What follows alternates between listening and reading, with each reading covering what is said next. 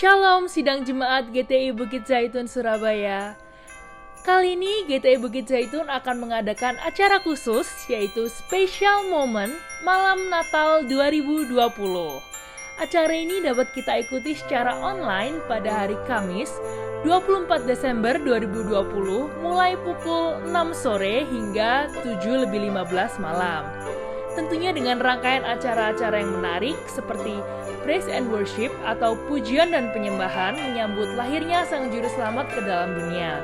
Selain itu juga ada pesan Natal yang akan disampaikan oleh Gembala Sidang Gereja Bukit Zaitun. Dan acara akan diakhiri dengan acara Candlelight yang bisa kita ikuti dari tempat kita masing-masing. Jadi jangan lupa ya, Special Moment Malam Natal 24 Desember jam 6 sore. Ibadah Natal kali ini akan diadakan pada hari Jumat 25 Desember pukul 7 pagi dengan tema Natal The Love of Christ yang diambil dari Roma 8 ayat 35. Mari kita sama-sama sebagai jemaat yang dikasihi Tuhan, kita menikmati berkat Natal dengan penuh sukacita dan ucapan syukur kepada Tuhan atas pemeliharaan dan penyertaannya sepanjang tahun 2020. Ingat ya, 25 Desember jam 7 pagi. Tuhan Yesus memberkati.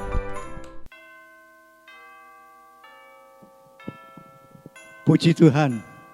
Shalom. Jemaat GTI Bukit Zaitun Surabaya. Saat ini kita masih melakukan ibadah secara online dengan streaming. Adapun daftar jadwal ibadah adalah sebagai berikut.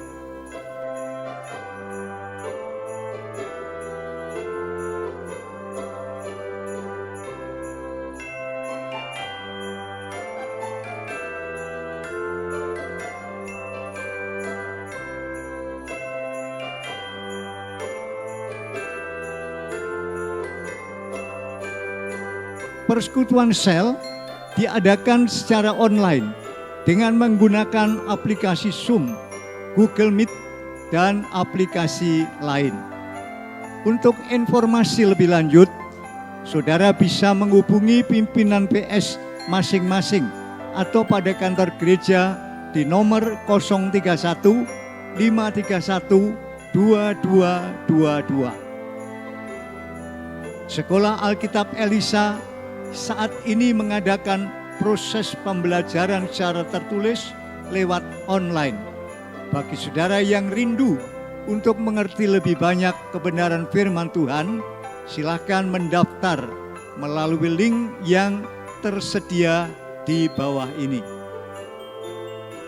Bagi jemaat yang rindu memberikan persembahan atau perpuluhan, dapat memberikan melalui barcode yang tertera di layar saudara atau melalui transfer ke rekening Bank BCA nomor 509 0410 999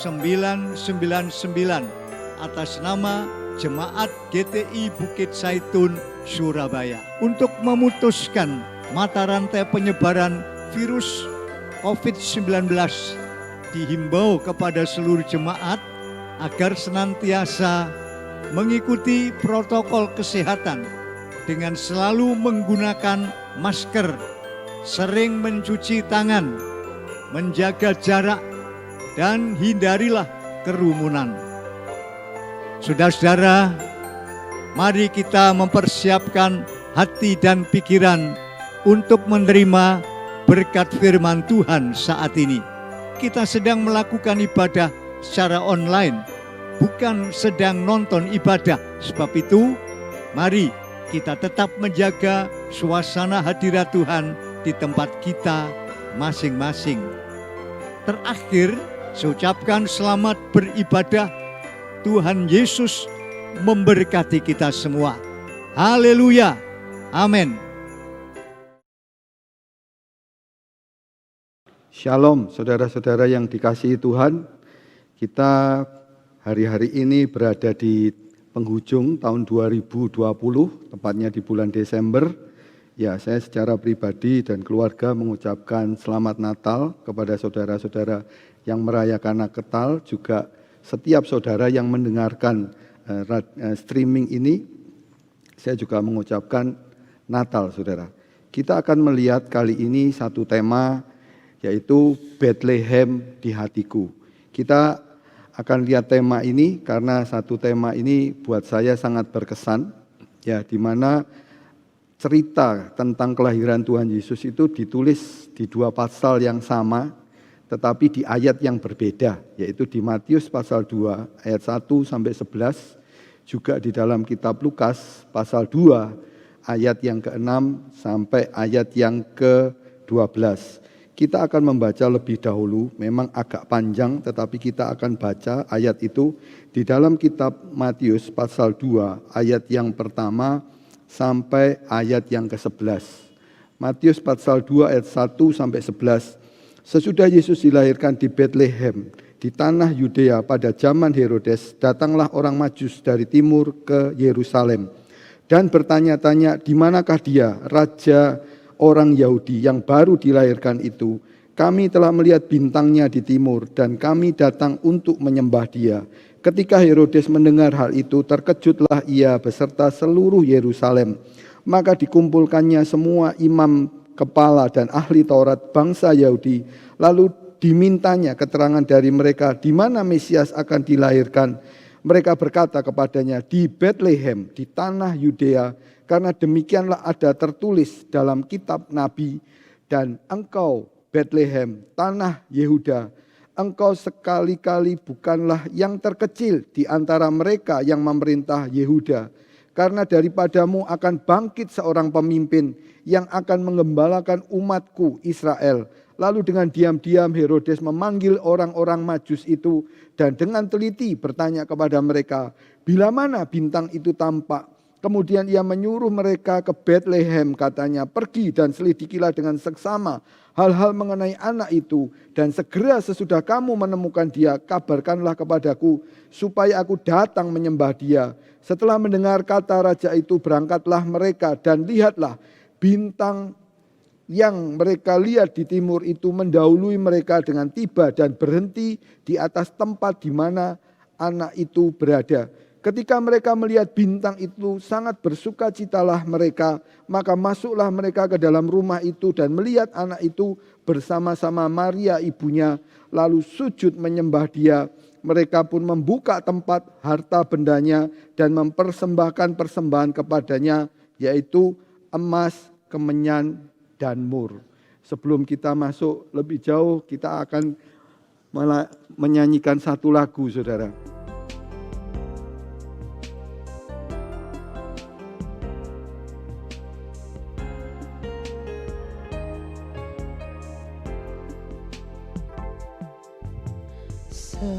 Seperti palungan, layakkanlah hatiku menyambutmu Tuhan. Seperti emas, kemenyan, dan mur, biar hidupku berkenan padamu. Sebab Natal takkan berarti tanpa kasih-Mu. Lahir di hatiku hanya bersamamu, Yesus, ku rasakan selalu. Indahnya Natal di hatiku.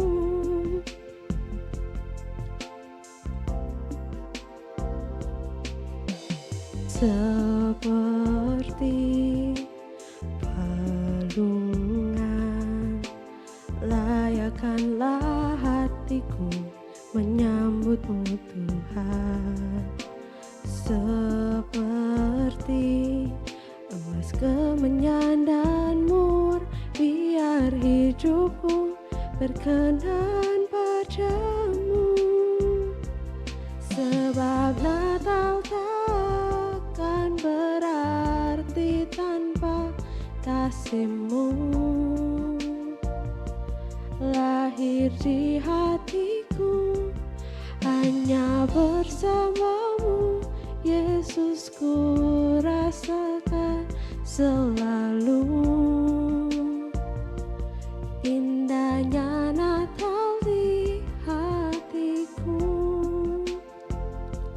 sebab Natal takkan berarti tanpa kasih-Mu. Lahir di hatiku hanya bersama-Mu, Yesus, ku rasakan selalu. Indahnya Natal di hatiku, indahnya Natal di hatiku, indahnya Natal di hatiku.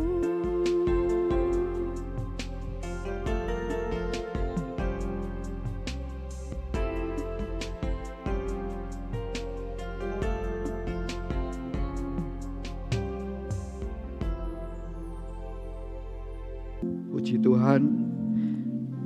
Saudara, tentang kata Bethlehem kita akan melihat sedikit. Kota Bethlehem ini adalah satu kota yang sangat penting buat umat Kristen, karena di tempat itulah dipercayai tempat kelahiran daripada Yesus. Karena Yesus dikatakan adalah orang Nazaret. Ini satu tempat yang sangat spesial, saudara. Dan Bethlehem itu juga dikatakan, nanti kita akan lihat, dikatakan sebagai kota Daud. Kota ini secara geografis terletak sekitar kurang lebih 10 km di sebelah selatan Yerusalem. Ketinggiannya sekitar 765 meter di atas permukaan laut. Apa yang dikatakan tentang Bethlehem, di mana tadi kita sudah baca dalam kitab Matius pasal yang kedua, Bethlehem ini satu tempat yang sudah dinubuatkan oleh Nabi Mika. Di dalam kitab Mika pasal 5 ayat yang ke-1, ayat ini bisa kita lihat. Tetapi engkau, hai Bethlehem Efrata, yang terkecil di antara kaum Yehuda, daripadamu akan bangkit bagiku seorang yang akan memerintah Israel, yang permulaannya sudah sejak purba, sejak dahulu kala.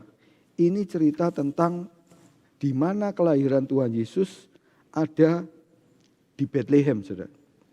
Satu tempat yang sangat luar biasa, dan sebelum itu terjadi, Tuhan sudah memberikan nubuatan bahwa putra Allah ini, dia akan lahir di Bethlehem. Kota Bethlehem ini, seperti tadi kita sudah baca, dia berada di satu tempat yang cukup tinggi, 765 di atas permukaan air laut. Dan Bethlehem ini dikatakan Bethlehem dari Yehuda. Kata Efrata atau juga dikatakan Bethlehem Efrata, atau kita baca saja ayat itu. Di dalam kitab Kejadian pasal yang ke-35 ayat yang ke-16 dikatakan, Kejadian 35 ayat yang ke-16, sesudah itu berangkatlah mereka dari Betel. Ketika mereka tidak berapa jauh lagi dari Efrata, bersalinlah Rahel dan bersalinlah sangat sukar. Ini kata Efrata. Kita lihat lebih lagi, ini juga ada dalam ayat yang ke-19. Demikianlah Rahel mati, lalu ia dikuburkan di sisi jalan Efrata, yaitu Bethlehem. Kalau tadi di ayat yang ke-16 dikatakan dinamakan Efrata. Di ayat yang ke-19, Kejadian 35 ayat yang ke-19, di situ lebih jelas lagi dikatakan di sisi jalan Efrata, yaitu Bethlehem. Jadi Bethlehem ini satu tempat yang sudah ada, bahkan daerah ini dikatakan Bethlehem Efrata. Dalam Mika 5 ayat 1 juga dikatakan sebagai Bethlehem Yehuda. Dalam 1 Samuel 17 ayat yang ke-12 juga dikatakan Bethlehem itu sebagai kota daripada Daud. Kita mengerti bagaimana Daud merebut Yerusalem sebagai ibu kota saat itu sangat sulit. Tetapi dengan pertolongan Tuhan, dan kegigihan daripada Raja Daud, akhirnya Daud berhasil menduduki Yerusalem. Saudara, tentang kota Daud ini satu tempat yang sangat luar biasa, di mana kata Bethlehem ini tertulis sebanyak 51 kali di seluruh Alkitab. Kata Bethlehem. Juga kota Daud ini juga dikenal dengan kota Bethlehem. Letaknya 9 km di selatan Yerusalem. Dahulu namanya Efrat atau Efrata dalam Kejadian 3 ayat 19 yang sudah kita baca. Juga dikenal sebagai Bethlehem Yehuda. Kenapa kok dikasih atau ditambahi dengan istilah Bethlehem Efrata atau Bethlehem Yehuda? Ini ada satu hal yang perlu kita ketahui, ternyata kata kota Bethlehem itu ada dua. Tentu kalau kita mengerti dengan baik bahwa Bethlehem yang dimaksud itu adalah Bethlehem Efrata, Bethlehem Yehuda atau kota Daud. Bukan Bethlehem yang lain. Bethlehem yang lain dikatakan dalam Yosua 19 ayat yang ke-15, ini berada di 11 km barat Laut Nasaret, dan ini ditinggali atau hakim daripada Ebsan itu tinggal di sana. Dikatakan dalam Hakim-Hakim 12 ayat yang ke-8. Ini satu hal yang perlu kita mengerti tentang Bethlehem, saudara. Bethlehem ini bukan hanya satu tempat yang sangat penting, bukan hanya satu nubuatan yang sudah dikatakan oleh Nabi Mika, tapi Bethlehem ini juga sesuatu yang punya arti secara rohani. Bethlehem dalam bahasa Ibrani dikatakan Beit, artinya rumah atau rumah tangga. Sedangkan Lekim berarti roti atau mana.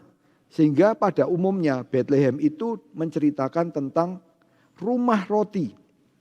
Kalau kita membaca di dalam kitab Rut, kita akan ketemu dengan satu kisah di mana Rut itu meninggalkan Bethlehem karena suaminya ya Elimelech, dia mengejak si Naomi ini untuk pindah ke Moab. Dia berpikir bahwa dengan meninggalkan Bethlehem, dia bisa menyelesaikan bagaimana dia menghadapi kelaparan yang luar biasa di zaman itu.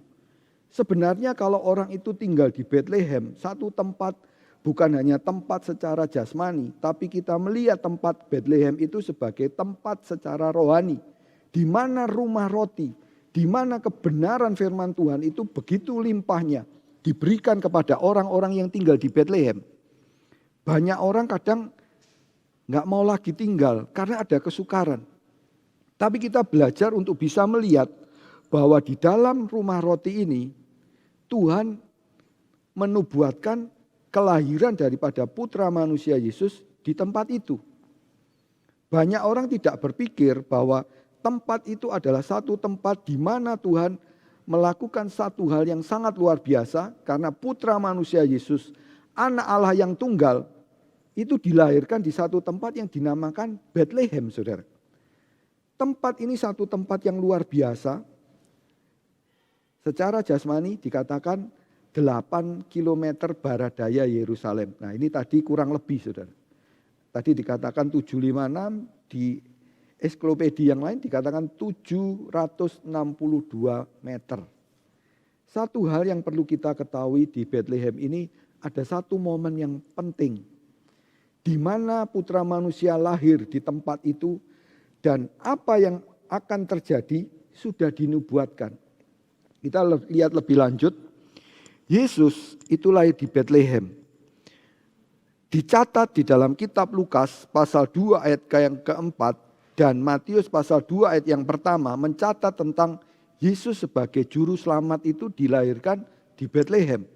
Tadi kita sudah melihat secara sekilas bahwa kata Bethlehem atau kelahiran daripada putra manusia Yesus di kota Bethlehem dicatat di banyak ayat. Tadi dalam Matius pasal 2 ayat 1-11 kita udah baca. Juga di dalam kitab Lukas pasal 2 ayat 6 sampai 12. Di situ juga cerita bagaimana putra manusia Yesus dilahirkan. Tetapi kita lihat bahwa satu hal yang sangat luar biasa, di mana kehidupan putra manusia Yesus itu kelahirannya sudah diceritakan terlebih dahulu. Dan ini membawa dampak yang luar biasa di dalam kehidupan kita sebagai orang beriman, bukan karena kita sebagai orang yang ya saya cuma dengar aja tentang Bethlehem, atau mungkin bahkan saudara yang bisa berkata, saya pernah datang ke Bethlehem, saya pernah melihat bagaimana satu tempat yang dinyatakan bahwa di tempat itulah Putra Manusia Yesus dilahirkan. Saudara, di mana satu hal ini dikenal oleh seluruh dunia. Sebab kalau kita melihat kota Bethlehem atau di mana tempat Putra Manusia Yesus lahir, itu harus melalui satu proses yang sangat ketat, saudara. Kadang untuk pergi ke sana kita harus melihat bagaimana keadaan di kota itu dalam keadaan yang selalu siaga. Tetapi apa yang terjadi di Bethlehem pada zaman itu satu perkara yang sangat luar biasa sehingga dicatat di Alkitab, dan kita hari-hari ini memperingati yang dinamakan kelahiran Putra Manusia Yesus ke dunia. Karena Putra Manusia Yesus datang ke dunia, maka karya daripada Allah itu adalah di mana Putra Manusia Yesus bisa menyelamatkan manusia dari dosa. Dikatakan dalam kitab Matius pasal 1 ayat yang ke-21, ayat ini dengan jelas mengatakan, kita baca ayat itu dalam kitab Matius pasal 1 ayat yang ke-21 dikatakan, ia akan melahirkan anak laki-laki dan engkau akan menamakan dia Yesus, karena dialah yang akan menyelamatkan umatnya dari dosa. Ketika Putra Manusia Yesus lahir ke dunia ini, ada satu tujuan yang luar biasa. Di mana Yesus sebagai korban tebusan yang sempurna, sebagai anak domba Allah yang tidak bercela. Dalam Yohanes 1 ayat yang ke-29, Putra Manusia Yesus ini menanggung seluruh dosa daripada umat manusia. Ketika Yohanes bertemu dengan Putra Manusia Yesus, dia berkata, inilah anak domba Allah. Di mana anak domba Allah ini yang akan menanggung dosa seluruh umat manusia. Dengan kelahiran Putra Manusia Yesus itu adalah awal daripada karya penebusan yang luar biasa. Buat setiap kita yang percaya, kita bisa menemukan keselamatan di dalam Yesus. Karena tidak ada satupun jalan yang bisa sampai kepada Bapa kecuali melalui Putra Manusia Yesus. Dan bulan Desember ini, walaupun ada yang berkata, oh enggak tepat kalau bulan Desember karena itu musim dingin. Enggak mungkin ada gembala berada di padang pada saat musim dingin. Saudara, walaupun musim dingin zaman itu tidak sedingin musim dingin zaman sekarang. Karena kalau dengan melihat keadaan yang ada di dunia kita, makin hari dunia ini sudah begitu renta. Saya kemarin dengar dari satu orang, katanya kalau di negara di mana dia tinggal, minusnya itu sampai 35, sampai minus 35, sampai minus 38. Kalau kemarin ada satu tempat di luar negeri dikatakan mulai turun salju, minusnya sudah minus 16, saudara. Kenapa itu terjadi? Karena pemanasan global. Zaman itu mungkin tidak ada pemanasan global, tapi juga cukup dingin. Kita nggak perlu melihat hal itu lebih jauh, karena kita waktunya terbatas. Tapi yang penting, Putra Manusia Yesus itu betul-betul ada. Kelahiran Putra Manusia Yesus itu di dunia bukan satu hal yang dibuat-buat. Tercatat di dalam Alkitab dan kita mengerti. Bukan karena tanpa maksud, tapi Putra Manusia Yesus memang datang ke dunia ini untuk bisa mengerjakan sesuatu karya yang besar di dalam kehidupan umat manusia. Kalau hari-hari ini kita terpenjara dalam tanda petik di rumah kita masing-masing, atau mungkin di apartemen saudara atau di villa atau dimanapun kita berada, ada yang mengatakan kita ini terpenjara. Orang bebas tapi terpenjara karena ada pandemi. Tapi Natal, berita tentang Natal tidak pernah dipengaruhi oleh hal yang lain. Sebab justru kabar kesukaan yang dikatakan dalam kitab Lukas pasal yang kedua, kesukaan yang besar bagi seluruh umat manusia, kesukaan yang besar bagi orang yang berkenan kepada Tuhan, itu tidak pernah bisa dikaburkan dengan keadaan pandemi.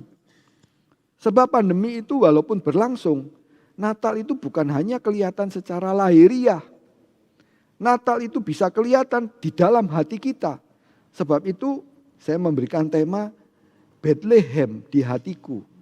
Kata Bethlehem itu satu tempat kelahiran daripada putra manusia Yesus, bukan hanya di Bethlehem secara jasmani, tapi Bethlehem secara rohani. Di mana Bethlehem secara rohani adalah hati setiap kita, di mana setiap kita memperingati di mana Tuhan itu lahir. Kenapa Tuhan lahir ke dunia ini? Kita tadi sudah baca dalam Matius pasal 1 ayat yang ke-21 untuk menebus dosa manusia. Juga di dalam kitab Matius pasal yang pertama ayat yang ke-23, ayat ini berkata, sesungguhnya anak darah itu akan mengandung dan melahirkan seorang anak laki-laki, dan mereka akan menamakan dia Immanuel, yang berarti Allah menyertai kita. Satu perkara yang luar biasa, yang menyertai kita bukan orang-orang, tetapi Allah sendiri. Allah yang menyertai kehidupan orang beriman.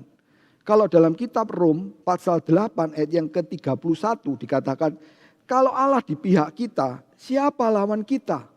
Tentu ini bukan membuat kita menjadi sombong atau kita merasa siapa yang berani dengan saya? Bukan. Kita melihat ketika Allah menyertai kita itu bukan untuk kesombongan, tetapi untuk menyelamatkan kita, terutama dari perkara dosa, juga dari perkara-perkara yang lain.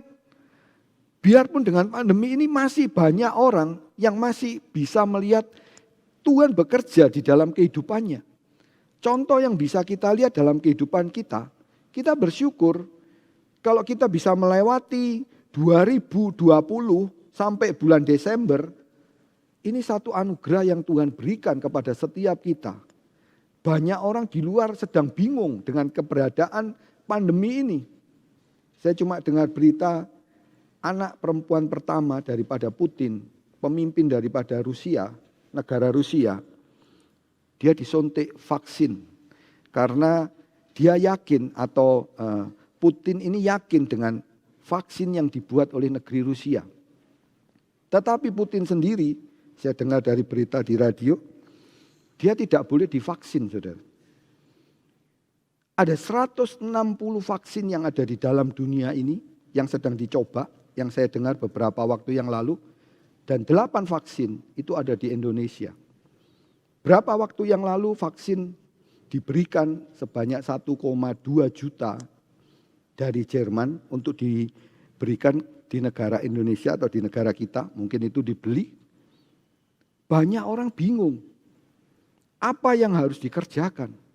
Tapi di dalam Tuhan, ketika kita membaca dalam Matius pasal 1 ayat yang ke-23, Immanuel, artinya Tuhan beserta kita, kita nggak perlu takut, saudara. Dalam Mazmur 91 ayat yang ke-7 dikatakan, 1000 rebah di kiri, 10.000 rebah di kanan. Kalau kita melihat hal itu mengerikan, saudara. Hari-hari ini kalau satu orang jatuh di jalan secara tiba-tiba, nggak ada berani satu orang pun yang mengangkat, saudara. Mereka akan beranggapan, jangan-jangan ini COVID-19, jangan-jangan yang lain. Bayangkan kalau itu ada 1.000 orang dan 10.000 orang di sebelah kanan kiri kita. Tapi Tuhan ketika menyertai kita, kita tidak kena tentang hal itu. Bahkan di dalam kehidupan kita, di masa-masa yang sulit ini, Tuhan tetap pelihara. Kita masih bisa makan, kita masih bisa bernafas. Dengan keadaan yang sehat, itu adalah tanda bahwa penyertaan Tuhan dalam kehidupan kita itu sangat sempurna. Jangan pernah takut, tapi kita tetap harus waspada. Kita tetap harus apa? Tidak mencobai Tuhan. Kita lihat berikutnya saudara tentang Bethlehem ini. Bethlehem ini diketahui bahwa di situ tempat kelahiran daripada putra manusia Yesus. Lalu kita lihat siapa saja yang tahu tentang kelahiran putra manusia Yesus. Saya cuma mencatat 3, mungkin bisa lebih. Ya kalau mau digabungkan, oh yang itu sudah dengar seperti Herodes dan orang Yerusalem. Tapi kita lihat 3 terlebih dahulu, yaitu orang Majus, saudara. Orang Majus ini dia mengetahui bahwa akan ada lahir raja daripada orang Yahudi. Kita baca ayat ini tadi, walaupun kita sudah baca, dalam Matius pasal 2, ayat yang kedua dikatakan, dan bertanya-tanya, di manakah dia, raja orang Yahudi yang baru dilahirkan itu? Kami telah melihat bintangnya di timur dan kami datang untuk menyembah dia. Orang Majus ini tahu, saudara. Kemudian siapa lagi yang kedua? Imam-imam kepala dan ahli-ahli Taurat. Ditulis di dalam kitab Matius pasal 2 sampai 4. Ini orang-orang yang mengetahui bahwa Yesus itu lahir di Bethlehem. Kemudian yang ketiga yaitu gembala-gembala. Kita baca karena kita belum membaca dalam kitab Lukas pasal 2. Kita baca Lukas pasal 2 ayat 11 sampai 12. Lukas 2 ayat 11 dan 12. Hari ini telah lahir bagimu juru selamat, yaitu Kristus Tuhan di kota Daud. Dan inilah tandanya bagimu, kamu akan menjumpai seorang bayi dibungkus dengan lampin dan terbaring di dalam palungan. Kalau kita membandingkan dalam kitab Matius pasal yang kedua, tadi kita sudah lihat bagaimana orang-orang Majus itu tahu. Gembala-gembala di dalam kitab Lukas pasal 2, mereka juga tahu bahwa di Bethlehem ada kelahiran putra manusia Yesus. Dan mereka mencoba untuk melihat apa yang terjadi di sana. Apa yang dilakukan. 3 orang ini mendengar, tapi 3 orang ini memiliki tanggapan yang berbeda antara satu dengan yang lain, saudara. Enggak semua orang dengar berita itu dengan sukacita. Dalam Matius pasal yang kedua tadi dikatakan, Herodes beserta seluruh Yerusalem kaget. Yesus lahir, bahkan dikatakan bukan Yesus tapi apa? Raja orang Yahudi. Satu tempat yang terpencil, tapi itu satu peran yang sangat besar. Yang sampai hari ini perlu kita menjaganya. Jangan sampai kelahiran daripada Tuhan Yesus ke dunia ini, bahkan di dalam hati kita, itu tidak membawa dampak apa-apa dalam kehidupan kita. Bahkan membawa dampak bagi orang lain. Ini satu hal yang perlu kita mengetahui.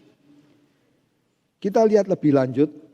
Dikatakan bagaimana mereka itu tahu tentang kelahiran Yesus di Bethlehem. Zaman itu belum ada media sosial. Belum ada podcast. Belum ada Line. Belum ada Instagram atau bahkan IGTV belum ada.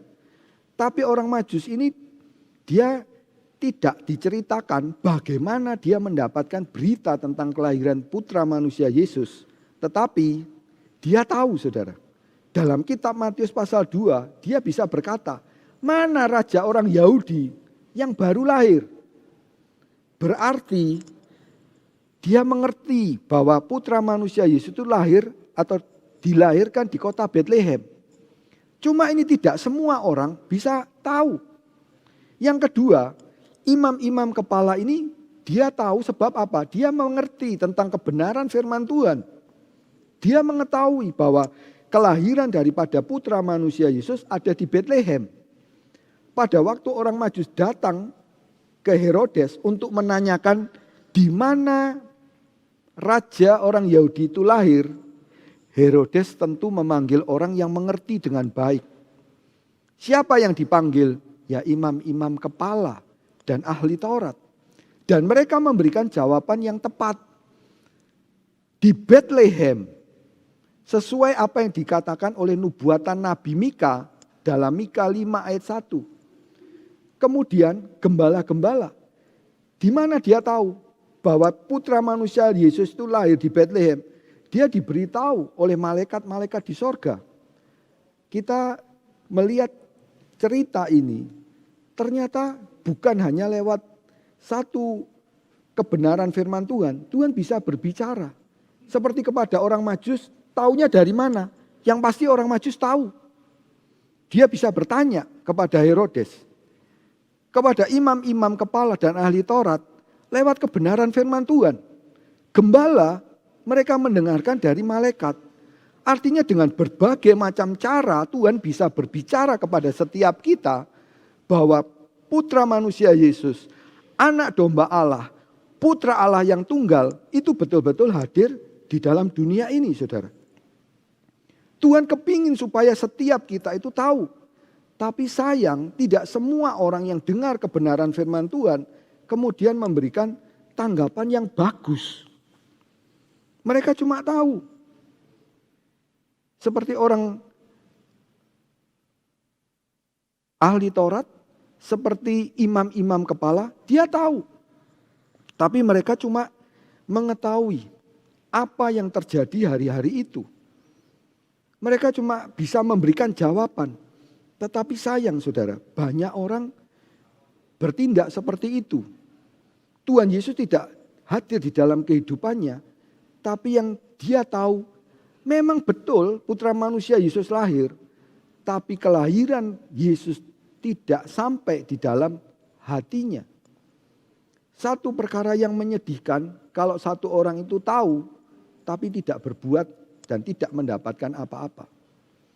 Saya teringat satu contoh di dalam Alkitab. Bagaimana panglima raja itu tidak mengindahkan apa yang dikatakan oleh Elisa. Elisa sudah ketakutan, tapi dia bisa menyampaikan apa yang Tuhan suruh sampaikan. Si Elisa berkata, besok. Kalau Tuhan bekerja itu mudah, saudara. Saudara yang mengalami kesulitan, buat Tuhan bisa berkata lewat hamba-hambanya. Hamba-hambanya itu berarti bukan satu. Bisa berkata apa? Besok akan terjadi perubahan yang 180 derajat. Kalau kemarin sedih, hari ini engkau akan menerima sukacita dari Tuhan. Apa yang didengar oleh panglima itu ngomong. Dia memberikan jawaban yang masuk akal. Dia berkata, kalau besok pun Tuhan membukakan tingkap-tingkap langit, enggak mungkin. Elisa memberikan jawaban, kamu lihat, tapi kamu tidak mendapatkan. Sayang saudara. Orang yang mengerti tentang Natal, dia harusnya mendapatkan apa yang Tuhan katakan. Matius 1:21, Yesus lahir itu untuk menyelamatkan umatnya dari dosa. Dari segala ikatan perkara dosa. Mungkin ada yang terikat dengan dosa perzinahan. Mungkin ada yang terikat dengan dosa judi. Atau mungkin hal-hal yang lain. Tetapi di dalam Tuhan Yesus ada janji di mana ketika Tuhan itu mampu dan tidak mustahil buat Tuhan untuk melepaskan orang dari dosa. Bahkan ikatan setan seperti gila gadara yang dirasuk 2000 atau 1 legion setan itu bisa diusir di dalam nama Tuhan Yesus. Nama Yesus itu sangat luar biasa. Dan kelahirannya diketahui. Bukan oleh satu orang saja. Tapi tidak semua orang bisa menerima. Sebab itu dalam kitab Lukas dikatakan kesukaan yang besar bagi seluruh bangsa. Tapi siapa yang menerima berita itu? Yang menerima berita itu adalah gembala, saudara. Poin berikutnya, apa yang mereka lakukan setelah mereka mengetahui kelahiran daripada putra manusia Yesus. Kalau tadi saya memberikan 3, sekarang saya tambah 2 lagi, yaitu orang Yerusalem dan Herodes. Mereka tahu bahwa Yesus lahir di Bethlehem. Mereka tahu bahwa apa yang dikatakan Alkitab itu benar. Kita lihat satu persatu. Yang pertama, saudara. Apa yang mereka ketahui setelah tahu kelahiran daripada putra manusia Yesus? Kita lihat yang pertama, yaitu orang Majus. Orang Majus ini adalah orang timur, dikatakan dalam Matius 1, Matius 2 ayat yang ke-1, orang-orang dari timur. Mereka menuju kepada satu tempat yang dinamakan Bethlehem. Dan tempat itu adalah kelahiran daripada putra manusia Yesus. Zaman itu belum ada GPS, belum ada Google Map, saudara. Untuk mencari satu tempat itu sangat sulit. Kalau zaman sekarang seperti kita pergi ke satu desa, kemudian ada satu orang berkata, namanya Pak Amir. Rumahnya di mana? Rumahnya pagernya pokoknya catnya warna hijau. Waduh, kalau nyari seperti itu sulit. Kalau zaman sekarang gampang. Tapi orang Majus ini punya keinginan untuk ketemu dengan bayi Yesus. Dia tinggalkan tempatnya dari timur menuju ke Yerusalem. Mereka karena tahu bahwa Yesus atau Raja orang Yahudi itu betul-betul lahir. Apa yang dilakukan? Dia melakukan perjalanan, saudara. Nah, ini gambarnya yang bawah sebelah kiri. Dia melakukan perjalanan yang cukup jauh. Zaman itu jalannya belum rata seperti jalan zaman sekarang. Kendaraannya juga seadanya, bekalnya juga seadanya saja. Tapi mereka bertiga, ya mungkin juga bisa lebih. Nah, kenapa kok dikatakan bertiga? Di sini ada gambar emas, kemenyan, dan mur. Ketika tiga atau orang-orang Majus ini menemui kesulitan cari Tuhan itu bukan berarti wah semuanya jalannya rata. Kita ikut Tuhan semuanya dicukupi. Betul. Tapi tujuan kita ikut Tuhan bukan untuk jadi orang kaya, bukan jadi orang sukses atau jadi orang yang wow luar biasa secara dunia. Tapi kita memperkenankan hidup kita kepada Tuhan. Perlu perjuangan, perlu untuk mematikan kedagingan kita. Rom 6 ayat yang ke-6 mengatakan katargiokan. Jangan sampai hidup kita dikuasai oleh kedagingan. Si orang Majus ini sudah capek gak ketemu, saudara. Apa yang mereka lakukan? Apa mereka ngomong bahasa Surabayanya, wis pore pulang aja, gak ketemu sudah. Tidak. Orang Majus ini justru apa? Dia datang ke istana Herodes, ini gambar yang di atasnya lagi. Dia datang ke istananya Herodes untuk apa? Bertanya. Saya yakin orang ini adalah orang yang dipandang oleh Herodes layak untuk diterima, saudara. Enggak semua orang diterima oleh seorang raja, tapi orang-orang ini adalah orang yang layak diterima oleh Herodes. Buktinya apa? Ditemui oleh Herodes. Kemudian mereka menyampaikan keinginan hati mereka dan berkata, di manakah raja orang Yahudi itu lahir? Si mereka ini adalah orang-orang yang dipandang terhormat oleh Raja Herodes. Mereka bukan orang yang pengangguran, mereka bukan orang yang lagi kesusahan kemudian cari Tuhan Yesus. Tidak. Mereka adalah orang-orang yang cukup, mereka orang-orang yang terpandang, tapi mereka mau mencari Yesus dengan sungguh-sungguh. Bethlehem itu atau kelahiran Yesus ada di dalam hati mereka. Tidak seperti orang Farisi atau ahli Taurat atau imam kepala. Si orang Majus ini dengan sukacita dia cari sampai ketemu. Untuk apa? Datang memberikan persembahan.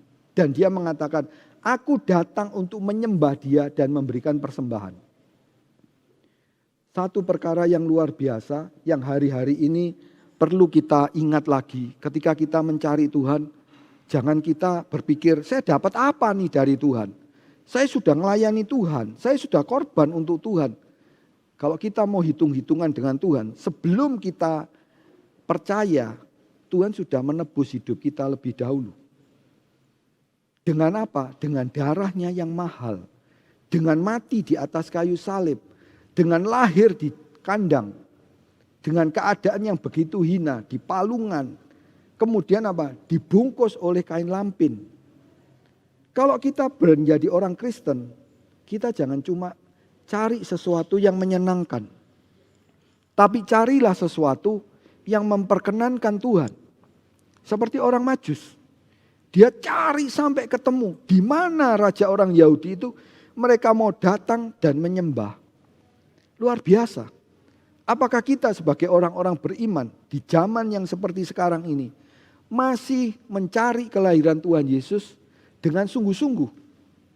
Masih ibadah dengan sungguh-sungguh kepada Tuhan? Itu yang jadi pertanyaan buat setiap kita yang percaya kepada Tuhan. Apakah kita memiliki hati yang seperti orang Majus? Yang cari Tuhan, ketika enggak ketemu dia cari kepada Raja Herodes bertanya. Tapi Tuhan kalau bekerja terhadap sesuatu rencananya, tidak pernah separuh jalan. Tuhan memberikan bintang yang akan membawa mereka kepada anak itu, di mana anak itu berada. Apa yang dilakukan oleh Allah dalam kehidupan setiap anaknya, seringkali tidak pernah bisa kita pikirkan secara akal. Zaman itu bisa ada bintang yang menuntun. Saya tadi sempat membaca atau melihat tentang bintang itu. Katanya saudara, katanya. Saya cuma baca satu headline. Bintang itu akan muncul di Bethlehem tanggal 21 Desember, artinya hari Senin, tahun 2020. Mereka bisa memprediksi itu karena dengan kecanggihan teknologi yang ada. Tapi zaman itu orang Majus ini tidak mengerti apa-apa. Bagaimana bisa mengerti dengan tepat putra manusia Yesus atau bayi Yesus itu dilahirkan. Bethlehem itu bukan kota besar. Sebab itu apa? Terpencil. Setelah mereka bertemu, Herodes berkata apa kepada orang Majus? Dia mengatakan, kamu pergi ke Bethlehem, nanti saya akan ikut menyembah kepada dia. Orang Majus ini ketemu dengan orang yang jahat. Tapi orang yang jahat ini tidak bisa mencelakai mereka, saudara. Yang celaka siapa? Bukan orang Majusnya, tapi yang lainnya. Yang kedua, saudara, yaitu apa yang mereka lakukan setelah mengetahui kelahiran daripada putra manusia Yesus, yaitu gembala. Gembala ini diceritakan di dalam Kejadian dalam Lukas pasal 2. Sebelum kita lebih lanjut melihat tentang gembala, gembala itu dalam Kejadian 46 ayat yang ke-34 dikatakan dalam terjemahan bahasa Indonesia sehari-hari kehinaan. Dalam bahasa terjemahan baru bahasa Indonesia berkata pekerjaan yang hina. Sehingga apa? Orang Mesir mereka tidak mau berkumpul menjadi satu makan dengan satu meja dengan orang Israel sebab orang Israel itu adalah gembala. Yakob itu adalah gembala. Padahal gembala itu adalah sesuatu pekerjaan yang mulia di hadapan Tuhan. Tuhan sendiri menamakan dirinya adalah gembala yang baik. Dalam Ibrani dikatakan gembala agung. Dia terima berita itu bukan dia diam. Justru orang-orang yang kelihatannya hina di dunia ini sama Tuhan bisa dipakai untuk mempermalukan orang-orang yang kelihatannya terhormat. Gembala ini dia mengerjakan sesuatu pekerjaan yang baik. Sebab apa? Dia mengembalakan domba. Bahkan salah satu jabatan yang tertulis di dalam Efesus 4 ayat yang ke-11 itu adalah gembala. Selain rasul, guru, nabi, penginjil, kemudian gembala. Gembala ini penting di dalam kehidupan kita sebagai orang beriman. Ketika gembala itu dengar, di malam hari mereka tidak tidur. Mereka masih berjaga-jaga.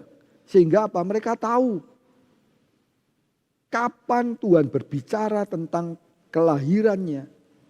Kapan terjadi hal yang sangat luar biasa yang tidak semua orang bisa dapatkan.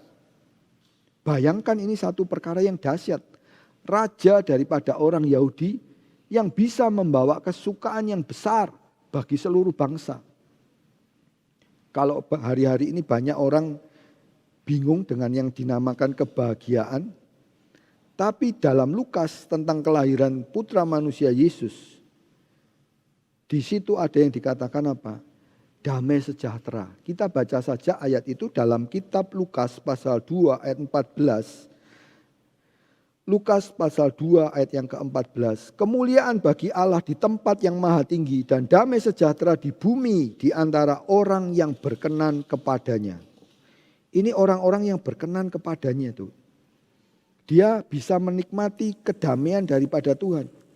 Tuhan juga memberikan kesukaan itu buat apa? Seluruh bangsa.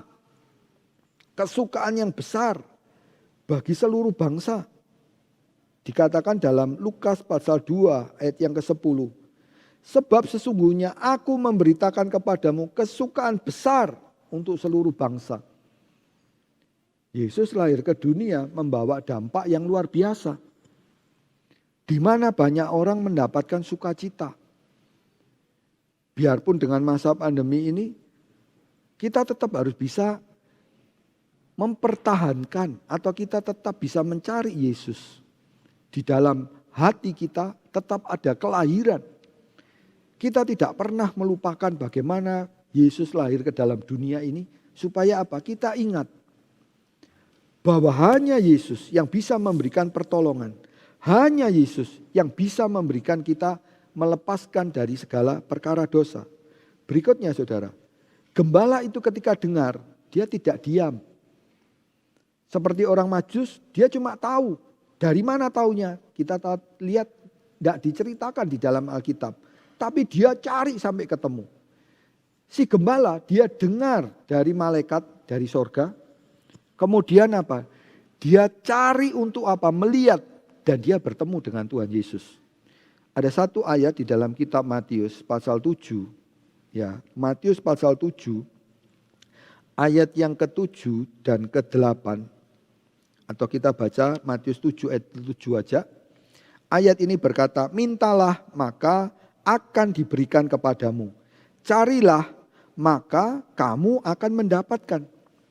Jadi kalau satu orang mencari, gembala ini juga cuma dengar berita dari sorga. Lukas 2:10, ada kesukaan yang besar bagi seluruh bangsa. Ada damai sejahtera bagi orang yang berkenan kepadanya. Damai itu diberikan oleh Tuhan untuk orang-orang yang berkenan kepada Tuhan. Hidupnya berkenan. Tidak ada perkara dosa, tidak ada perkara penipuan, tidak ada perkara-perkara yang tidak memperkenankan Tuhan. Sehingga apa? Tuhan bisa memberikan damai sejahtera. Walaupun di tengah-tengah pandemi, Tuhan masih bisa memberikan kita sejahtera. Kalau Daud mengalami masa-masa yang sulit, dalam kitab Mazmur, Daud itu punya musuh yang begitu banyak. Ya, dia punya musuh yang begitu banyak. Tapi pertolongannya itu dari Tuhan. Dalam Mazmur pasal yang ketiga, dia itu punya begitu banyak musuh. Tapi di ayat yang ke-6, Mazmur 3 ayat yang ke-6, Daud berkata, aku membaringkan diri lalu tidur. Aku bangun sebab Tuhan menopang aku. Ini adalah orang-orang yang berkenan di hadapan Tuhan. Masalahnya bukan sedikit, masalahnya juga banyak. Dengan adanya pandemi, banyak orang merasakan hidup itu lebih sulit, saudara. Kemana-mana harus pakai masker. Kalau pulang pergi dari satu tempat, pulang ke rumah, saya selalu membiasakan mandi, keramas, ganti baju langsung dicuci, saudara. Itu adalah protokol kesehatan. Itu satu hal yang biasa, tapi sesuatu yang enggak nyaman. Coba kalau enggak seperti itu, kita bisa lebih nyaman, saudara. Kadang kalau liburan tahun ini aja begitu banyak berita yang membingungkan. Kalau kamu pergi ke satu tempat, kamu harus di-swab. Itu terjadi bukan hanya di negara kita, Indonesia. Di negara yang jauh, di Paman Sam sana, di US, sama. Di UK, di Inggris, justru ditemukan strain atau mutasi daripada COVID-19. Di banyak negara mereka juga bingung. Pernah terjadi di Korea Selatan dikatakan 0, tidak ada lagi yang terjangkit. Hari-hari ini juga meningkat. Kenapa itu bisa terjadi? Ya, karena dunia ini memang tidak bisa memberikan jawaban yang pasti. Hanya Yesus yang bisa memberikan jawaban yang pasti. Ketika Tuhan mengatakan damai sejahtera bagi orang yang berkenan, itu buat kita adalah jaminan. Bukan dari seseorang, tapi itu adalah jaminan dari Tuhan. Hidup kita berkenan, kita pasti dicukupi. Untuk apa? Makan. Dalam hal kesehatan kita dijaga oleh Tuhan. Dalam hal keselamatan Tuhan juga bisa memberikan keselamatan. Buat Tuhan gak sulit saudara. Tuhan mampu melakukan segala hal. Dan dalam Markus 9:23 berkata, tidak ada barang yang mustahil buat orang yang percaya. Katakan amin. Markus 9:23 ini satu ayat di mana setiap kita punya janji Tuhan. Damai sejahtera Tuhan itu bisa ada di dalam kehidupan kita. Kadang orang tanya, saya mesti berbuat apa zaman sekarang? Kalau kita punya Tuhan, kita jangan pernah takut. Tuhan tidak pernah memberikan kita roh ketakutan. Gembala ini pada waktu pertama kali dengar dia kaget. Lalu malaikat ini berkata apa? Jangan takut. Jangan takut. Kenapa? Sebab Tuhan memberikan sesuatu itu bukan sesuatu yang menakutkan. Tuhan tidak pernah mencelakai orang. Tuhan selalu berbuat sesuatu yang indah, yang menyenangkan. Mungkin kadang lewat lembah bayang-bayang maut dalam Mazmur 23. Tapi ganda dan tongkat Tuhan sebagai gembala, dia tidak akan pernah meninggalkan kita. Penyertaan Tuhan lebih daripada penyertaan yang bisa dilakukan oleh manusia. Gembala-gembala ini dengar berita dan dia apa? Merespon dengan baik. Dia cari, melihat. Kemudian apa saudara? Dia menceritakan apa yang dia lihat itu kepada yang lain. Apa yang dilihat, apa yang kita alami sebagai orang-orang percaya yang sudah mendapatkan pertolongan dari Tuhan, kita jangan diam. Walaupun masa pandemi, kita tidak terhalangi. Justru dalam masa pandemi ini banyak hal Tuhan bisa melakukan terobosan-terobosan. Saudara. Kadang ada orang yang diminta khotbah, tolong khotbah. Dari Indonesia diminta khotbah ke negara lain. Lewat apa? Lewat Zoom. Ada satu orang dia berkata, bisa khotbah di gereja saya, tempatnya dekat saudara. Kelihatan di peta saudara. Di Belgia saudara. Jamnya berbeda, dia cuma berbicara. Kalau khotbah di Belgia, di gerejanya dia, itu jam 1 pagi. Mau enggak? Itu adalah peluang. Kadang ada orang ngomong, kan beda waktu. Dengan teknologi kita bisa menembus.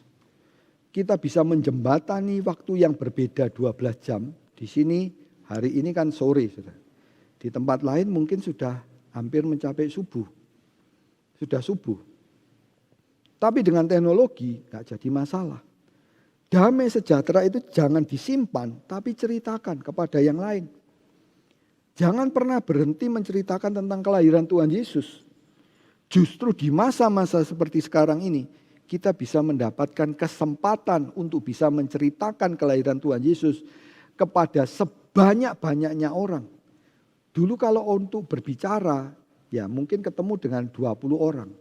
Sekarang kalau saudara berbicara di grup media sosial, itu bisa sekali kita bicara, paling tidak ada 250 orang.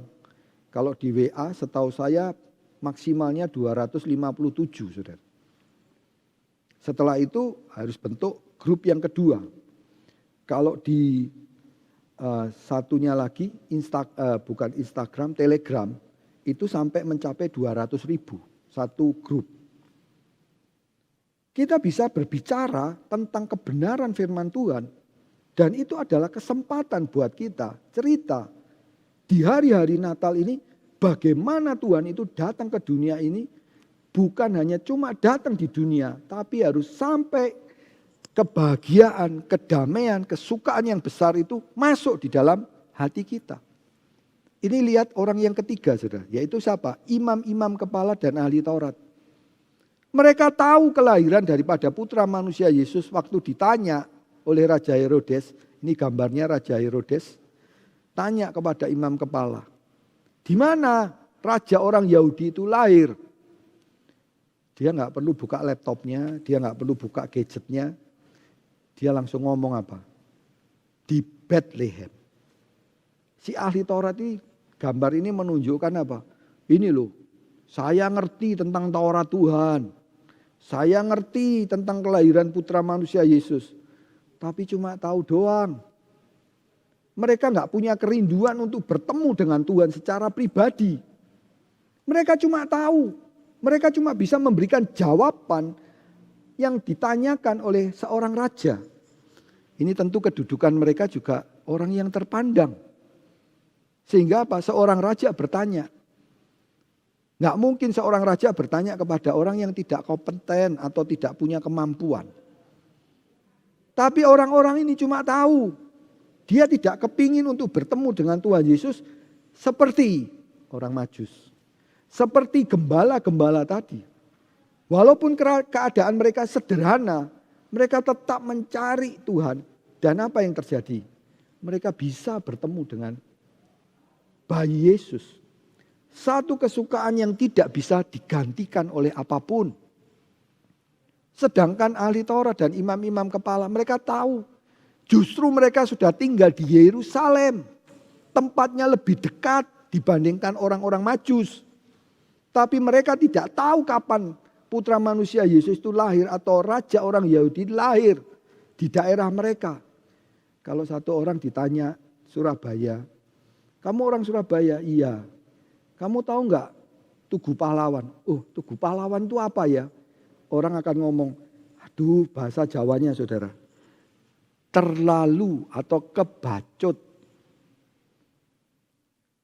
Kalau orang Yahudi ini tinggal di Yerusalem, harusnya dia tahu raja daripada orang Yahudi itu lahir. Kenapa orang Majus yang lebih tahu? Bukan mereka. Hatinya tidak ada di orang Majus ini, tidak sama hatinya dengan imam-imam kepala. Si orang Majus tahu dan mencari sampai ketemu dengan Tuhan Yesus. Sedangkan ahli Taurat dan imam-imam kepala cuma tahu, tidak mau mencari sampai ketemu dengan Tuhan Yesus. Jangan jadi orang Kristen yang seperti ini, saudara. Cuma tahu tentang kelahiran Tuhan Yesus, tapi tidak pernah punya keinginan untuk bisa bertemu dengan Tuhan Yesus secara pribadi. Banyak orang Kristen sudah senang kalau saya juga jadi orang Kristen, saya sudah dibaptis, saya sudah ikut ibadah, tapi apakah kita di hari Natal ini diingatkan? Kita jadi orang Kristen yang mana? Berikutnya, karena waktunya, orang-orang Yerusalem. Dikatakan dalam kitab Matius pasal yang kedua, orang Yerusalem ini terkejut. Hah, benarkah? Betul, tercatat di dalam Alkitab. Sudah dinubuatkan oleh Nabi Mika. Pasal yang kelima, ayat 1 dan 2, nubuatan itu digenapkan. Mereka tinggal di Yerusalem, sayangnya mereka cuma terkejut, saudara. Ketika tahu bahwa bayi Yesus atau raja orang Yahudi itu lahir di Bethlehem. Seharusnya dia tahu. Kenapa mereka nggak ada rasa cinta kepada Tuhan? Tidak ada kemauan untuk mencari Tuhan dengan sungguh-sungguh. Bisa saja mereka beralasan. Oh kalau zaman sekarang, waduh repot, waduh sibuk, waduh gimana ya? Alasan yang tidak benar itu sama dengan orang menipu, saudara. Tapi kalau memang itu apa adanya, diceritakan dengan jujur, untuk bisa berkata jujur itu punya hati yang betul-betul cinta Tuhan, takut sama Tuhan. Kalau orang takut sama Tuhan, dia berkata bohong, dia harus membuat pengakuan kepada Tuhan. Untuk berkata-kata pun dalam pemazmur mengatakan, taruh gembok di mulut saya Tuhan. Supaya apa? Jangan nipu, jangan berbohong. Orang Yerusalem cuma terkejut dan tidak mencari raja orang Yahudi. Sayang saudara, kita diberi waktu di dunia ini terbatas. Semakin hari kita semakin dekat dengan kedatangan Tuhan. Dalam kitab Rom dikatakan, kita itu semakin hari sudah semakin dekat dengan Tuhan. Ketika kita percaya, kemudian semakin lama kita ikut Tuhan, maka kita semakin dekat. Menjelang hari kedatangan Tuhan. Jangan seperti orang Yerusalem. Ah, betulkah? Iyakah? Sayang, mereka itu orang yang sudah dekat, tapi mereka tidak bertemu dengan Tuhan Yesus. Kadang ada satu keluarga percaya kepada Tuhan Yesus, keluarga yang lain cuma mengerti, tapi tidak pernah bertemu dengan Tuhan Yesus. Yang berikutnya saudara, yaitu Herodes. Herodes ini tahu dari siapa? Dari ahli Taurat dan imam-imam kepala. Kelahiran daripada putra manusia Yesus. Apa yang ada di dalam hati Herodes? Dalam hati Herodes penuh dengan kemunafikan. Dia mengatakan kepada orang Majus dalam kitab Matius, kamu cari, nanti saya akan datang untuk menyembah dia. Apakah itu betul? Bohong 100%. Sebab apa? Nanti kita akan lihat apa yang dilakukan oleh Herodes. Herodes bukan mencari Tuhan Yesus itu untuk disembah, tapi justru untuk dibunuh. Kelihatannya Herodes itu baik di hadapan siapa? Orang-orang Majus. Nah, ini gambar yang saya ambil ini menceritakan Herodes itu tanya dengan sembunyi-sembunyi, kamu selidiki ya, saya nanti mau datang untuk menyembah. Kadang ada orang yang tanya tentang kelahiran Tuhan Yesus untuk mencelakai. Zaman sekarang banyak hal yang bisa membuat kita itu celaka, saudara. Kalau kita mau lebih modern sedikit, ada istilah undang-undang ITE, elektronik. Orang salah ngomong bisa kejerat, saudara. Sebab apa? Hati itu harus dijaga dengan baik. Amsal 23 ayat yang ke-7. Bagaimana orang itu berpikir, demikianlah orang itu. Kalau kita tahu, untung saudara. Orang Majus ini dia tidak ngerti kalau Herodes ini orang yang sangat munafik. Orang yang benci kepada Tuhan. Tapi Tuhan menjagai orang Majus tidak terjadi apa-apa. Kadang ada orang yang sudah matanya buta atau dibutakan karena kemarahan. Oh, kamu ikut dengan cari raja orang Yahudi ya, mungkin bisa dicelakai.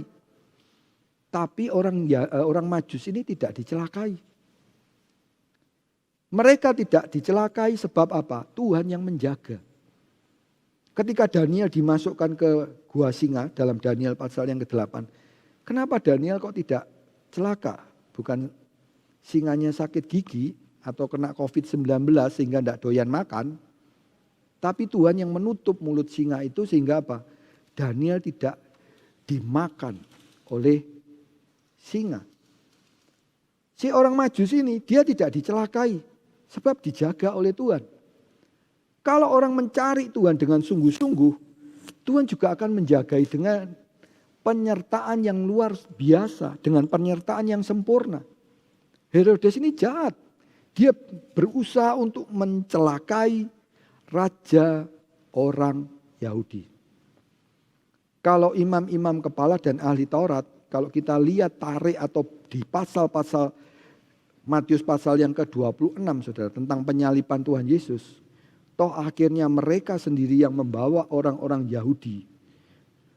Dari zaman itu mereka berkata apa? Salibkan dia dan biarlah darahnya tertanggung atas kita. Dan sampai hari ini apa yang dikatakan oleh mereka itu digenapi, saudara. Mereka tidak bisa menemukan Mesias. Mereka berkata apa? Mesias belum datang. Tentu kita harus hati-hati. Mesias yang datang itu yang di Bethlehem, saudara. Ada satu orang di WA, dia menasihati saya, ada satu grup WA dan dia sebutkan satu nama. Dia katakan kelompok ini mengaku bahwa juru selamat itu sudah datang berupa seorang perempuan. Salah. Sebab apa? Putra manusia Yesus, karena dikatakan apa? Putra. Kitab Yohanes mengatakan, dialah putraku yang tunggal. Tuhan tidak pernah diwujudkan sebagai seorang perempuan. Apalagi tidak ada dasar ayatnya. Kembali ke Herodes. Herodes ini dia justru kepingin mencelakai. Di hari-hari akhir akan muncul banyak orang-orang yang seperti ini. Dan firman Tuhan sudah menubuatkan. Kita baca ayat itu. Di dalam kitab Yohanes pasal yang ke-6. Kitab Yohanes pasal yang 16. Yohanes 16 ayat 1 dan 1 sampai 3. Yohanes 16 ayat 1 sampai 3. Semuanya ini kukatakan kepadamu supaya kamu jangan kecewa dan menolak aku. Kamu akan dikucilkan. Bahkan akan datang saatnya bahwa setiap orang yang membunuh kamu akan menyangka bahwa ia berbuat bakti bagi Allah. Mereka akan berbuat demikian karena mereka tidak mengenal baik Bapa maupun aku. Herodes berbuat hal seperti itu. Dia kepingin mencelakakan siapa? Raja orang Yahudi. Sebab itu dia mengatur siasat. Dia berkata kepada orang Majus, kalau kamu ketemu ya datang kepada saya akan ikut menyembah kepada dia. Menyembah kepada raja orang Yahudi. Padahal kebohongan itu tidak diketahui oleh orang Majus, tapi Tuhan berbicara. Ketika orang Majus sudah bertemu dengan bayi Yesus, dia akhirnya apa? Diberi mimpi, diberitahu, kamu pulang, ya, diberitahu, kamu pulang, jangan ke Herodes. Akhirnya apa yang dilakukan? Dia harus cari jalan lain supaya tidak melewati Herodes. Caranya seperti apa tidak disebutkan di Alkitab, tapi yang pasti mereka tetap dijaga oleh Tuhan dengan sempurna. Lalu apa yang terjadi? Herodes ini tidak berhenti ketika dia dibohongi, tahu, nggak berhenti, ya saya dibohongi, enggak sudah. Ya, ini yang terjadi. Dalam kitab Matius atau Matius menyatakan karena dia tidak berhasil menangkap raja orang Yahudi. Diceritakan dalam Matius 2 ayat 16, ayat 18, juga dalam Yeremia 31 ayat yang ke-15. Anak-anak yang berusia 2 tahun ke bawah semuanya dibunuh oleh Herodes. Itu perbuatan yang sangat keji, saudara. Sangat kejam. Di negara kita ada undang-undang yang dinamakan Undang-Undang Perlindungan Anak. Kalau satu orang berbuat kesalahan yang melanggar tentang Undang-Undang Perlindungan Anak, artinya anak itu di bawah umur, hukumannya lebih berat daripada undang-undang yang biasa seperti pidana atau perdata. Tapi Herodes melakukan, sebab apa? Hatinya penuh dengan kebencian. Hatinya penuh dengan apa? Keinginan untuk tetap menjadi raja. Dia tidak mau Yesus menjadi raja dalam kehidupannya. Wah, saya nanti tersaingi. Kalau orang itu betul berkenan di hadapan Tuhan, seperti dalam Lukas 2 ayat 10, damai sejahtera itu diberikan. Kenapa banyak orang bingung dengan kedudukan? Kenapa orang bingung banyak dengan apa? Bagaimana nanti dia harus hidup? Apa yang Tuhan berikan hidup itu lebih dari apa yang bisa dilakukan oleh manusia. Manusia itu bisa seperti rumput. Besok hari ini kelihatan, sore sudah habis saudara. Kadang ada orang yang terkejut mendengar berita. Si A ini, loh dipanggil Tuhan, iya. Usianya berapa? Baru usia 40. Hah, kok bisa dipanggil Tuhan? Itulah manusia yang dikatakan oleh firman Tuhan, manusia itu seperti rumput. Manusia itu bisa hilang begitu saja, lenyap. Sebab itu kita sebagai orang-orang yang percaya, kita jangan hidup sebagai orang yang biasa-biasa saja. Seperti orang-orang yang cuma tahu bagaimana dia bertemu dengan Tuhan. Dengar saja, tapi kita harus betul-betul bertemu. Kalau seperti orang Majus, dia cari sampai ketemu. Seperti gembala, dia cari sampai ketemu saudara. Kalau orang itu mencari dengan sungguh-sungguh, dia pasti akan bertemu dengan Tuhan sebagai juru selamat. Tuhan sebagai satu-satunya penolong di dalam hidupnya. Sebagai kesimpulan saudara, kita melihat ada 3 hal. Bethlehem di hatiku itu kalau ada kemauan mencari Yesus. Orang Majus tidak diceritakan dia tahu dari mana. Dengar bahwa raja orang Yahudi itu lahir di Bethlehem. Tapi dia tahu hari di mana raja orang Yahudi itu, ayat ini berkata, baru dilahirkan. Bukan tunggu waktu yang lama. Dia tahu baru dilahirkan. Dan dia bertemu dengan bayi itu di dalam palungan. Kalau orang memang cari Tuhan, dia pasti ketemu. Seperti ayat tadi dalam Matius 7 ayat yang ke-7. Siapa yang mencari, dia pasti mendapatkan. Orang yang mencari dengan sungguh-sungguh, dia mau tinggalkan semuanya. Saudara. Orang Majus ini tinggalkan semuanya. Tempat tinggalnya ditinggalkan. Pekerjaannya dihentikan. Keluarganya ditinggalkan. Tidak diceritakan keluarganya ikut. Tujuannya apa? Saya mau ketemu dengan Tuhan Yesus. Itu satu pengorbanan saudara. Mencari Tuhan itu tidak cuma berbicara saja. Menyenangkan hati Tuhan itu bukan cuma kita nyanyikan. Tapi kita harus mengalami apa yang dikatakan kita menyenangkan hati Tuhan itu dengan cara apa? Dengan hidup kudus. Dengan berbicara yang sesuai dengan kebenaran firman Tuhan. Kalau dalam Kolose 4 ayat yang ke-6 dimasinkan dengan garam. Dalam 1 Petrus dikatakan berkata itu seturut dengan kebenaran firman Tuhan. Di luar banyak orang berkata seenaknya sendiri. Pokok saya mau ngomong mau apa? Firman Tuhan mengajarkan kalau ngomong ditimbang. Dalam pembicaraan, dalam orang berkata-kata, dalam kitab Matius dikatakan dia harus mempertanggungjawabkan setiap perkataan itu di hadapan Tuhan. Di kitab Yeremia juga sama. Dikatakan dia harus mempertanggungjawabkan setiap perkataannya. Kalau orang mengatakan sesuatu, itu harus dipertanggungjawabkan saudara. Ayat yang ke-36, Matius 12 ayat yang ke-36. Tetapi aku berkata kepadamu, setiap kata sia-sia yang diucapkan orang harus dipertanggungjawabkan pada hari penghakiman. Loh, enggak ada buktinya. Hati-hati saudara. Kalau manusia sekarang ini telepon bisa direkam dengan program yang sifatnya free. Kalau kita telepon ke satu instansi, zaman sekarang sudah menjadi standar. Beberapa kali kalau saya telepon ke salah satu instansi di pemerintah, dia selalu mengatakan seperti ini. Bukan orang, sudah operator. Pembicaraan ini akan direkam. Tujuannya apa? Jangan bohong.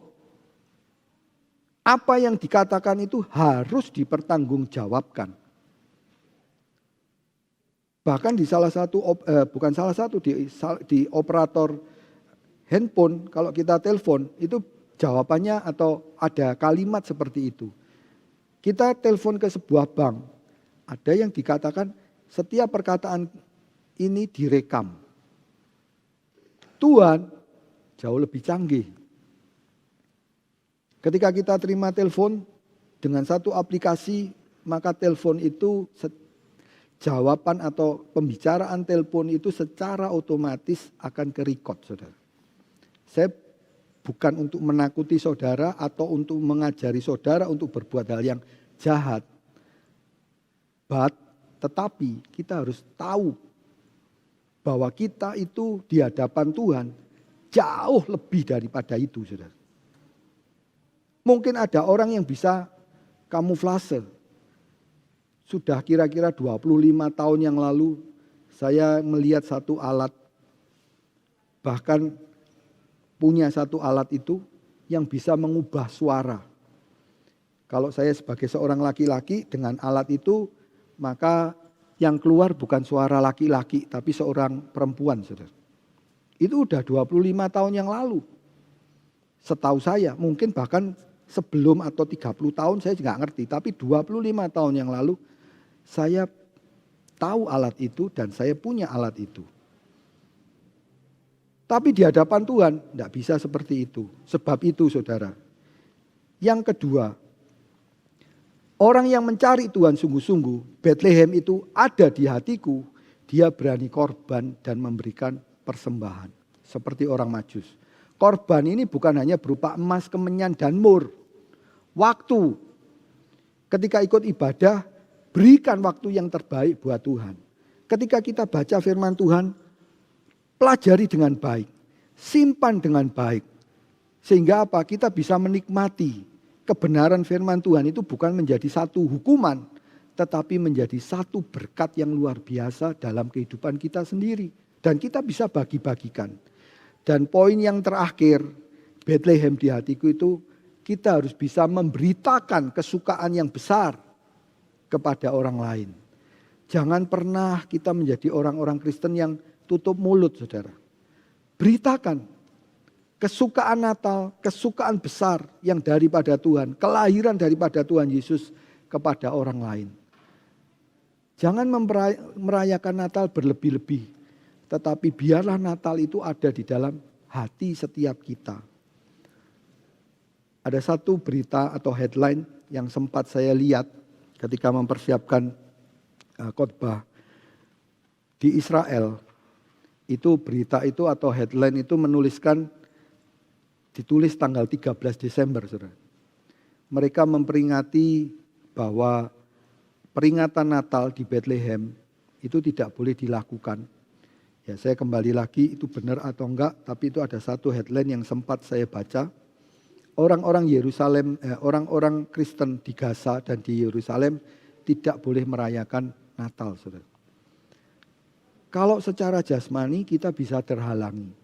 Tapi kalau secara rohani kita tetap bisa menikmati Natal itu di dalam hati kita masing-masing. Jangan kita menyia-nyiakan Natal 2020 ini cuma dengan apa? Dengan memperingati Natal. Tetapi nikmatilah kelahiran Tuhan Yesus itu bukan cuma dari lagu, bukan dari diskon saja, tapi hati kita betul-betul dipenuhi oleh kesukaan daripada Tuhan. Saudara, ingatlah Bethlehem itu biarlah ada di hati kita masing-masing. Jangan pernah setiap kita melupakan kelahiran putra manusia Yesus itu di Bethlehem.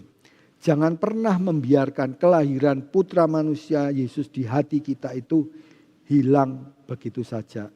Kita akan masuk di dalam lagu.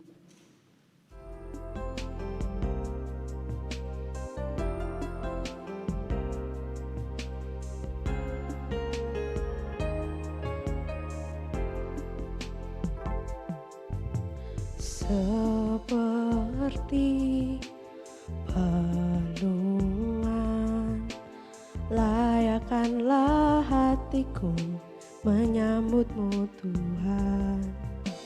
Seperti emas, kemenyan dan mur, biar hidupku berkenan padamu. Sebab Natal tak takkan berarti tanpa kasih-Mu. Lahir di hatiku hanya bersama-Mu, Yesus, ku rasakan selalu. Indahnya Natal di hatiku.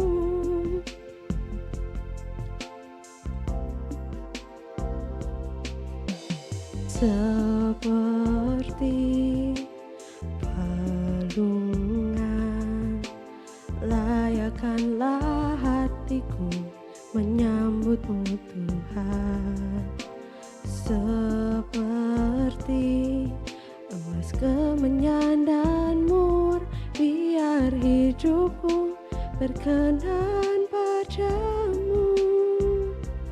Sebab Natal takkan berarti tanpa kasih-Mu. Lahir di hatiku hanya bersama-Mu, Yesus, ku rasakan selalu.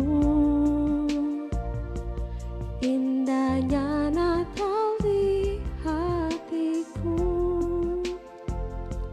Sebab Natal takkan berarti tanpa kasih-Mu.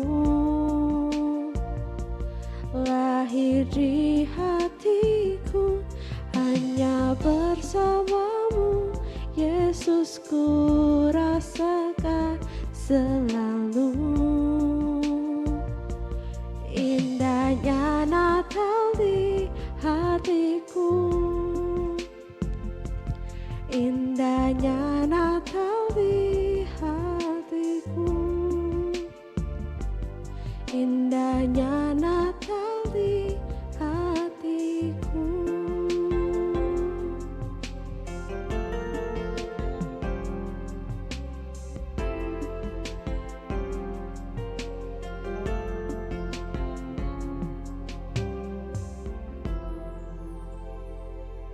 Bapa di sorga, terima kasih Engkau sudah memberikan kebenaran firman-Mu di dalam kitab Matius pasal yang kedua, juga dalam Lukas pasal yang kedua tentang kelahiran Tuhan Yesus. Tuhan, biarlah kelahiran-Mu di dalam dunia ini tetap ada di dalam hati setiap kami masing-masing. Kami yakin kelahiran Tuhan bisa bahkan mampu untuk menghapuskan segala dosa. Juga penyertaan-Mu Tuhan di dalam kehidupan setiap anak-anak-Mu sanggup untuk melewati masa-masa yang sukar ini Tuhan. Tuhan yang memberikan penjagaan terhadap setiap anak-anak-Mu. Tuhan juga yang menurunkan berkat untuk setiap hal yang kami perlukan. Tuhan yang akan mencukupi. Tuhan, berikan kami iman yang lebih lagi Tuhan. Berikan Roh Kudus-Mu Tuhan dalam setiap kami, agar kami tidak gentar, kami tidak takut. Tetapi kami boleh melewati bayang-bayang maut ini bersama Engkau Tuhan. Kami tahu penyertaan Tuhan selalu ada di dalam setiap kehidupan anak-anak-Mu Tuhan yang berkenan kepadamu. Tolong Tuhan buat saudara-saudara yang mengalami kesulitan. Tuhan, tidak ada kesulitan, tidak ada pencobaan yang lebih kekuatan. Tuhan yang akan menyelesaikan segala pencobaan itu. Buat saudara-saudara yang sakit Tuhan, kami berdoa Tuhan, supaya segala kelemahan tubuh ini Tuhan, Tuhan yang jamah Tuhan. Kami tahu Tuhan, Tuhan sudah berjanji, bilur-bilur-Mu yang akan menyembuhkan. Di dalam nama Tuhan Yesus Kristus, segala penyakit disembuhkan lewat kelahiran daripada putra manusia Yesus. Tuhan, kami juga berdoa untuk setiap permasalahan di setiap keluarga daripada anak-anak-Mu Tuhan. Tuhan yang tolong Tuhan, Tuhan yang atur, Tuhan yang menyelesaikan Tuhan. Biarlah setiap orang yang berharap kepada Engkau Tuhan, sesuai dengan janji-Mu tidak akan pernah dikecewakan. Terima kasih Tuhan Yesus, kami tidak mengerti semua rencana-Mu, tapi kami percaya Tuhan, rencana-Mu yang terbaik buat setiap kami. Dan kami tahu Tuhan mengasihi kami lebih dari apapun. Karena Tuhan sudah lahir ke dunia ini dan Tuhan menyerahkan nyawa untuk menebus setiap kami. dari segala dosa kami. Terima kasih Tuhan Yesus. Kami juga berdoa Tuhan untuk bangsa dan negara kami Indonesia. Kami berdoa untuk presiden, untuk semua pejabat yang ikut Tuhan melangsungkan jalannya pemerintahan, bahkan sampai RW, RT, semuanya Tuhan. Kami serahkan ke dalam tangan-Mu, berikan mereka hikmat-Mu, berikan mereka kesehatan, berikan mereka Tuhan kesatuan hati di dalam Tuhan, menjalankan jalannya pemerintahan ini, bahkan juga berikan rasa takut akan Tuhan, sehingga mereka boleh Tuhan menjalankan apa yang sudah Tuhan berikan dengan baik dan memperkenankan Tuhan. Terima kasih Tuhan Yesus, terima kasih pada akhirnya hamba-Mu mohonkan berkat daripada Allah Bapa, anugerah daripada Tuhan Yesus Kristus, persekutuan yang indah di dalam Roh Kudus, limpah dengan kuasa, karunia, buah roh, pimpinan, penyertaan daripada Tuhan mulai saat ini sampai Tuhan datang kembali. Di dalam nama Tuhan Yesus kami alaskan doa kami. Terima kasih Tuhan Yesus buat kasih dan kebaikan-Mu. Yang percaya katakan sama-sama, amin. Bapa, terima kasih.